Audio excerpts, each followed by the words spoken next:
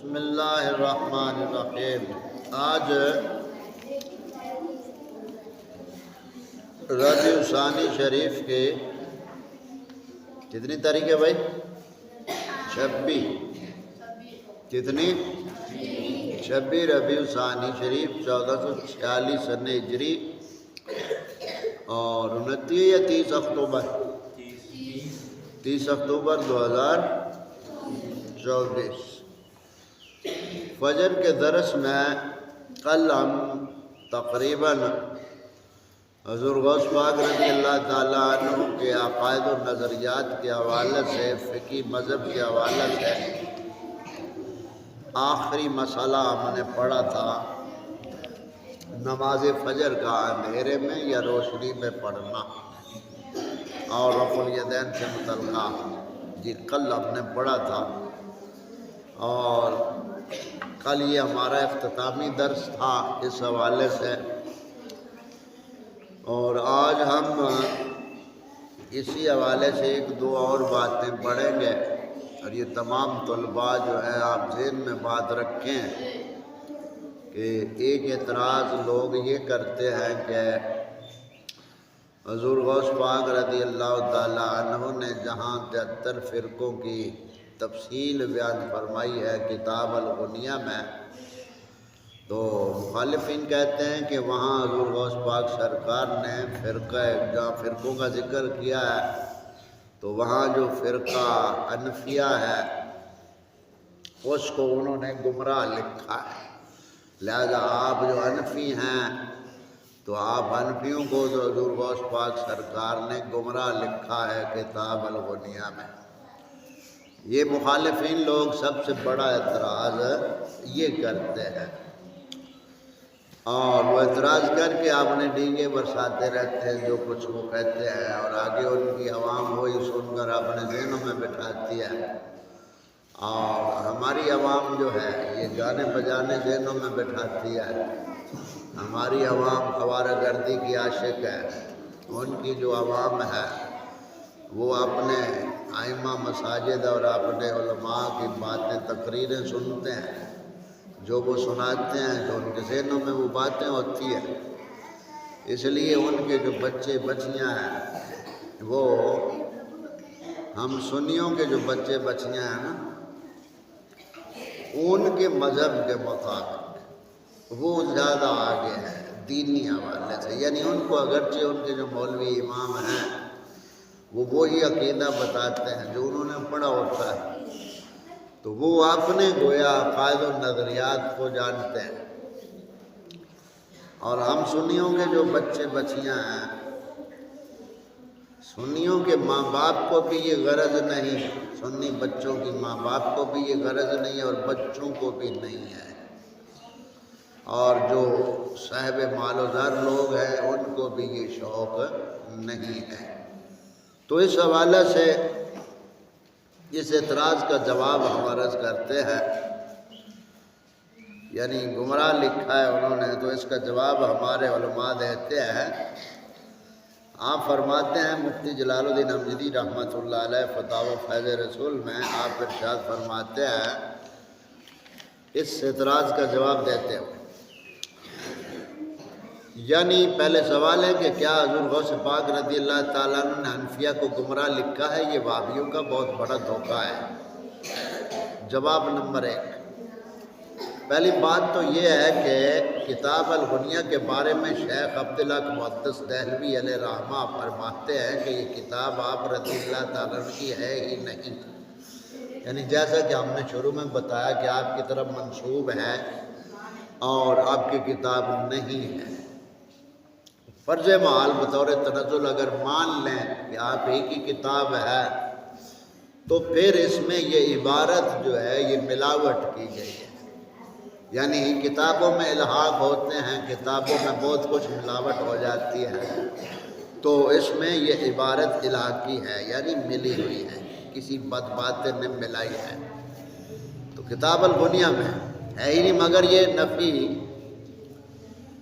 جو ہے۔ اور ابن حجر مکی رحمت اللہ علیہ فرماتے ہیں کہ اس کتاب میں بعض مستحقین عذاب نے الحاق کر دیا، یعنی شیخ ابن حجر مکی رحمۃ اللہ علیہ فرماتے ہیں کہ جو عذاب کے حقدار لوگ ہیں جنہوں نے کتاب الغنیہ میں اس بات کو ملا دیا، اپنی طرف سے لکھ کر شامل کر دیا، جبکہ فتاوی حدیثیہ میں فرماتے ہیں کہ خبردار دھوکہ نہ کھانا اس سے جو امام الاولیاء سیدنا شیخ عبد القادر جیلانی کی الغنیہ میں واقع ہوا کہ اس کتاب میں اسے حضور پر افترا کر کے ایسے شخص نے بڑھا دیا ہے، ان قریب اللہ تعالیٰ اس سے بدلہ لے گا۔ حضرت شیخ اس سے بری ہے، یعنی جس بدبخت نے وہ لفظ ساتھ ملائے ہیں کتاب میں اپنی طرف سے ترجمہ کرتے ہوئے چھاپ دیے، یا اس کو مطلب منتقل کرتے ہوئے چھاپ دیا، اپنی طرف سے لگا دیے وہ الفاظ، تو اس سے حضور غوث پاک رضی اللہ تعالیٰ عنہ بری ہیں، ان پر کوئی اعتراض نہیں۔ یہ پہلا جواب آپ نے دیا۔ دوسرا جواب آپ دیتے ہیں کہ جس کتاب میں اہل سنت و جماعت کو بدعتی اور گمراہ گر لکھا ہے، اس کتاب حنفیہ کی نسبت ہو کچھ ہو تو کیا شکایت ہے؟ جواب نمبر 3، پھر یہ خود تصریح غلط اور افطرا پر افطرا ہے کہ تمام حنفیہ کو گمراہ لکھا ہے، ایسا نہیں ہے۔ الغنیہ میں جہاں صریح لفظ یہ ہے ہم بعض اصحاب ابی حنیفہ، یعنی وہ بعض حنفی ہیں، اس سے نہ حنفیت پر الزام آتا ہے معاذ اللہ۔ حنفیت پر آخر تو یہ قطعاً معلوم ہے اور سب جانتے ہیں کہ حنفیہ میں بعض معتزلی فرقہ تھا، یعنی امام اعظم ابو حنیفہ علیہ رحمہ کے شاگردوں میں بعض معتزلی لوگ بھی تھے جو معتزلی فرقہ اعتزال سے ہٹے ہوئے تھے، وہ فرقہ موجود تھا، جیسے زمخشری صاحب کشاف وغیرہ۔ پھر اس سے حنفیت پر کیا الزام آتا ہے؟ بعض شافعی زیدی ہے اور رافضی ہے، اس سے شافعیہ اور شافعیت پر کیا اعتراض آتا ہے؟ نجد کے وہابی سب حنبلی ہیں، پھر اس سے حنبلیہ اور حنبلیت پر کیا الزام آتا ہے؟ جانے دو، رافضی خارجی وہابی معتزلی سب اسلام ہی میں نکلے ہیں، اسلام ہی سے نکلے ہیں اور اسلام کے مد مقابل ہو۔ پھر معاذ اللہ اس سے اسلام اور مسلمین پر کیا الزام آیا؟ خلاصہ یہ کہ زمانہ میں جب کتابیں چھپتی نہیں تھیں بلکہ قلمی ہوا کرتی تھیں، ہاتھ سے لکھی ہوئی ہوتی تھی، ان میں ملاوٹیں آسان تھیں۔ امام غزالی علیہ رحمہ کے کلام میں ملاوٹ شیخ اکبر کے کلام میں اس قدر ملاوٹ کے شمار سے باہر ہے۔ حضرت شاہ عبد العزیز محدث دہلوی نے تحفہ اثنا عشریہ میں بیان کیا، اسی طرح کتاب الغنیہ میں حنفیوں کا گمراہ فرقوں سے شمار الحاقات ملاوٹ سے ہے۔ اور اگر یہ مان بھی لیا جائے کہ غوث پاک رضی اللہ تعالیٰ عنہ نے ایسا ہی لکھا ہے تو بھی کوئی حرج نہیں، اس لیے کہ حضرت غوث پاک رضی اللہ تعالیٰ عنہ کے بعد اصحاب حنفیہ کو گمراہ لکھا ہے، جو فروعی مسائل میں امام اعظم ابو حنیفہ کی تقلید کرتے تھے، جیسے آج کل دیوبندی مودودی وغیرہ فروعی مسائل میں حضرت امام اعظم ابو حنیفہ کی اتباع کرتے ہیں اور سب کے سب حنفی کہلاتے ہیں، گمراہ اور بد مذہب ہیں۔ یہ اس عبارت کا جواب مختصر یہ اتنا کہ پہلی بات تو یہ کہ یہ کتاب میں کسی نے ملاوٹ کر دی، دوسرا یہ کہ اگر اس کو صحیح بھی مان لیا جائے اتنی عبارت کو، تو جس طرح ایک استاد ہوتا ہے اس کے شاگرد 50-60 ہوتے ہیں، ان شاگردوں میں سے اگر 10 شاگرد مرتد ہو جائیں، دین سے پھر جائیں، تو بقیہ سب کو تو ہم گمراہ نہیں کہیں گے نا، انہی کو کہیں گے جو وہاں سے نکل گئے، گمراہ ہو گئے۔ جیسے آج ہمارے سنت و جماعت میں کئی ایسے آستانے جو رافضی بن چکے ہیں، شیعوں کی گود میں چلے گئے، تو اس سے سنیت کو کیا فرق ہے؟ کیا ساری سنیت زمرے میں آ جائے گی؟ تو وہی جو گمراہ ہوئے، دفع ہوئے، نکل گئے، خارج ہو گئے۔ تو اسی طرح اگر لکھا بھی ہے تو ان بعض کو لکھا جو حنفیت سے گمراہ ہوئے اور نکل گئے تھے، وہ بعض لوگ تھے، تو اس پہ پوری حنفیت سے کیسے اعتراض آ سکتا ہے؟ تو یہ فتاوی فیض رسول جلد اول صفحہ نمبر 155 اور 156 شبیر برادر والوں کو چھاپا، اس میں یہ بات لکھی۔ اور پھر کتابوں میں علاقات کے حوالے سے، کتابوں میں ملاوٹ کے حوالے سے ان کے بڑوں نے بھی لکھا ہے۔ جواب نمبر 4، کتابوں علاقات ملاوٹ کی حقیقت کو خود وہابیوں نے بھی تسلیم کیا. خود وہابی مترجم مبشر ربانی نے بھی یہ بات لکھی اسی کتاب صفحہ 34 پر.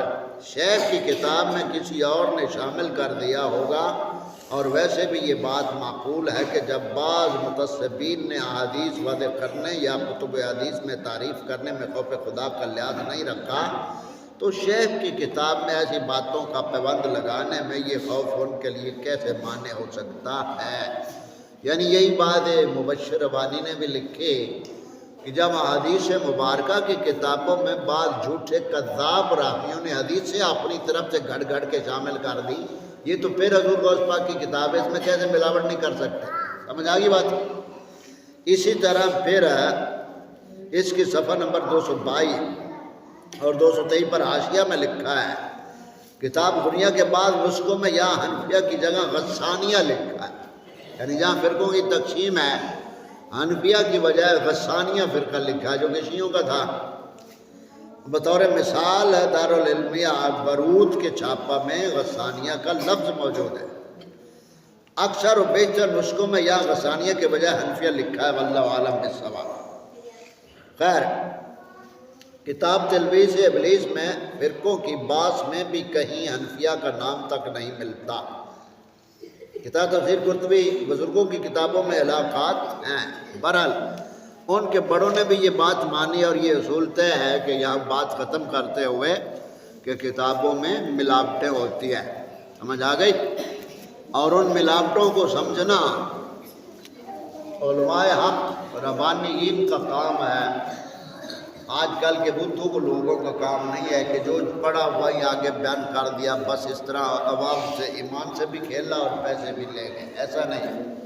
جیسے کہ پیر باؤ رضی اللہ تعالیٰ عنہ کے کلام میں کتنی ملاوٹ ہے. پیر باؤ رضی اللہ تعالیٰ عنہ کے کلام میں جیسے یہ منہ پھاڑ پھاڑ کر پڑھتے ہیں، آپ کا وہ ایک ربائی آپ کی طرف منسوب کر کے پڑھتے ہیں، نام سنی نام شیعہ میرا تو ماں تو دل سڑیا ہو. آخر میں وہی لگانا ہے نا، نام سنی نام شیعہ میرا دو ماں تو دل سڑیا ہو. اب سنی تو سواد اعظم ہے، تو پھر کیسے حضرت سلطان باہو رضی اللہ تعالیٰ عنہ کیسے نفی کر سکتے کہ میں سنی نہیں ہوں.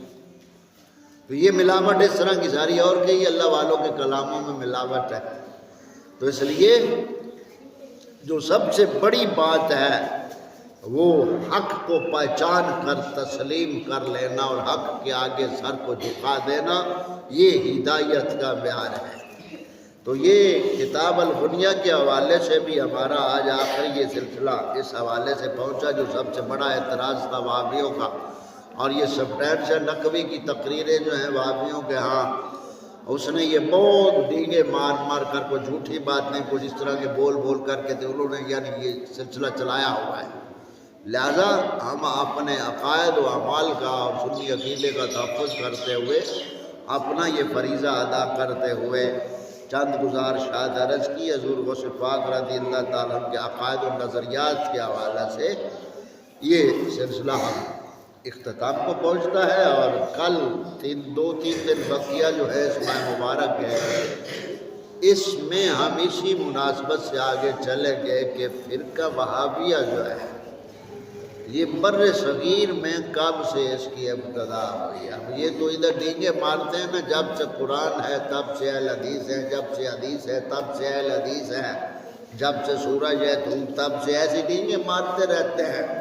تو کل سے ہم یہ بات آپ تمام طلباء کو بتائیں گے کہ وہابی فرقہ بر صغیر میں ہندوستان میں کیسے شروع ہوا اور کب سے ہوا، اس کی تاریخ کیا ہے، ان کے بڑوں کی زبانی ہم بیان کریں گے. اللہ تعالی ہم سب کو توفیق رفیق عطا فرمائے.